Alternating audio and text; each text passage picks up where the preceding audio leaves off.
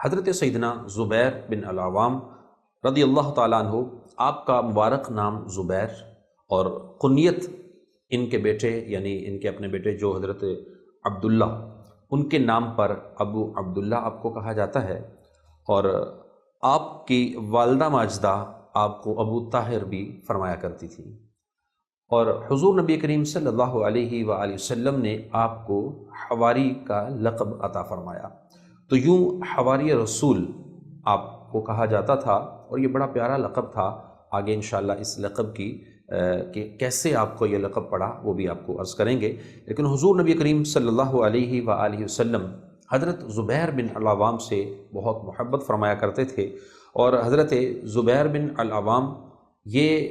بہت چھوٹی عمر میں ہی اسلام لا چکے تھے، اور آپ کی والدہ ماجدہ یعنی حضرت زبیر بن العوام رضی اللہ تعالی عنہ کی والدہ صفیہ بنت عبد المطلب یہ حضور نبی کریم صلی اللہ علیہ وآلہ وسلم کی پھوپھی بھی ہیں۔ تو یوں نبی کریم صلی اللہ علیہ وسلم سے ان کا ایک رشتہ بھی ہے، اور سلسلہ نسب کی ہم اگر بات کریں تو حضرت سیدنا زبیر بن العوام یہ 5ویں پشت سے حضور نبی کریم صلی اللہ علیہ وآلہ وسلم کے سلسلہ نسب سے بھی آپ کا سلسلہ مل جاتا ہے، اور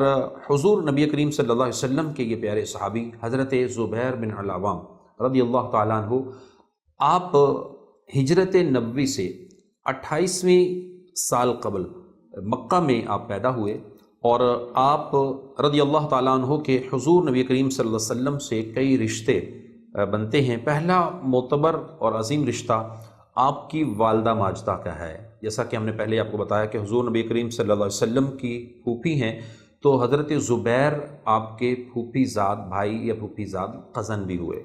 تو حضور نبی کریم صلی اللہ علیہ وآلہ وسلم سے دوسرا رشتہ آپ کا حضرت سیدنا ام المؤمنین حضرت خدیجہ رضی اللہ تعالی عنہا کے حقیقی بھتیجے کے اعتبار سے ہے کہ آپ رضی اللہ تعالی عنہ خدیجۃ الکبریٰ رضی اللہ تعالی عنہا کے بھتیجے بھی لگتے ہیں، اور کیونکہ آپ کے والد محترم عوام بن خویلد ام المؤمنین حضرت خدیجہ رضی اللہ تعالی عنہا کے سگے بھائی تھے، تو اس طرح حضور نبی کریم صلی اللہ علیہ وسلم سے یہ آپ کا رشتہ ہوا۔ اور تیسرا معتبر رشتہ حضور نبی کریم صلی اللہ علیہ وسلم سے کہ آپ حضور اکرم صلی اللہ علیہ وآلہ وسلم کے ہم زلف تھے، یعنی آپ کی زوجہ محترمہ اسماء بنت ابو بکر حضرت اما عائشہ صدیقہ رضی اللہ تعالی عنہا کی بہن ہیں۔ تو یوں آپ کہیں کہ حضرت ابو بکر صدیق رضی اللہ تعالی عنہ، حضرت ابو بکر صدیق رضی اللہ تعالیٰ عنہ کی 2 بیٹیاں، ایک بیٹی حضرت عائشہ رضی اللہ تعالیٰ عنہ، اما عائشہ رضی اللہ تعالیٰ عنہ رسول اللہ صلی اللہ علیہ وسلم کے نکاح میں آئیں،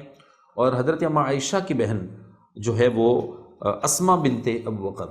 حضرت ابو بکر کی دوسری بیٹی، وہ حضرت زبیر بن العوام کے نکاح میں آئیں۔ تو یوں یہ ہم زلف کا ایک رشتہ جو ہے وہ بھی ان سے بنتا ہے۔ تو حضرت سیدنا زبیر رضی اللہ تعالیٰ عنہ یہ آپ کے دنیاوی اعتبار سے جس کو ہم اپنے ایک کلچر وے پر دیکھتے ہیں تو یہ ایک رشتے ہیں، لیکن اس کے ساتھ ساتھ اب ہم آپ کی مبارک سیرت کی طرف جائیں تو آپ میں وہ کون سی نمایاں خصوصیات تھیں جن کی وجہ سے زبیر بن العوام کو عشرہ مبشرہ میں اور اسپیشلی دین اسلام میں جو مین سٹریم صحابہ ہوا کرتے تھے ہر میدان کے اندر، ہر جگہ، ہر مقام پر، ان کے اندر ان کو جو خاصیت حاصل تھی وہ کیا کیا خوبیاں تھیں جس وجہ سے حضرت زبیر بن العوام رضی اللہ تعالیٰ عنہ نمایاں ہوتے چلے گئے۔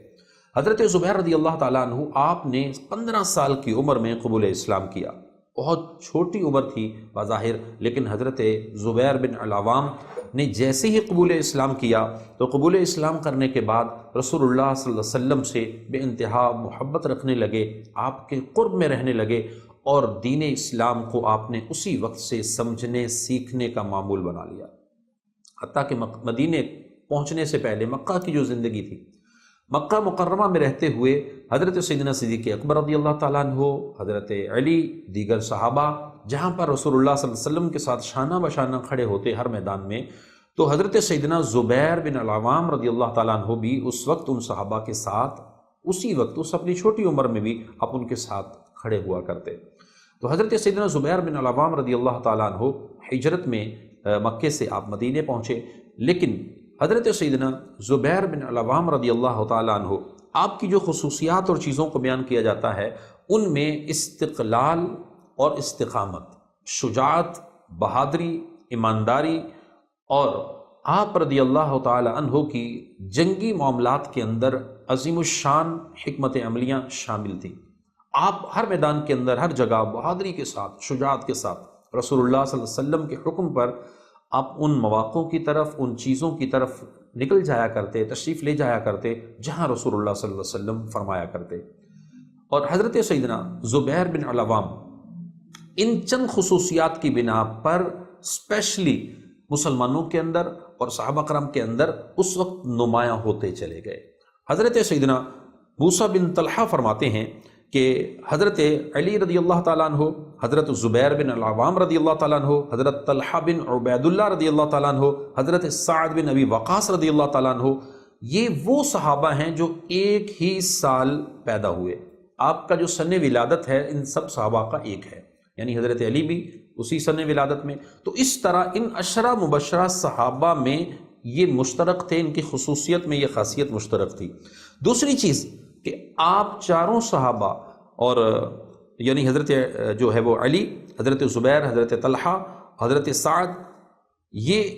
چاروں صحابہ جو ہیں یہ ہم عمر ہونے کے ساتھ ساتھ، یعنی ان کی جو خصوصیت تھی وہ عشرہ مبشرہ ہونا،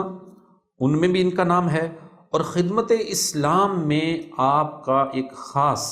جو ہے وہ تاریخی پہلو موجود ہے۔ آپ نے ہمیشہ سے اسلام کے لیے شب و روز لگائے، اپنے آپ کو وقف کیا، اور رسول عربی صلی اللہ علیہ وسلم کا قرب پاتے چلے گئے۔ حضرت سیدنا زبیر بن العوام رضی اللہ تعالیٰ عنہ، آپ نے جب قبول اسلام کیا تو آپ کا چچا آپ کے ساتھ کیا ظلم کرتا کہ آپ کو ایک کھجور کی چٹائی کے اندر لپیٹ کر آپ کو جو ہے وہ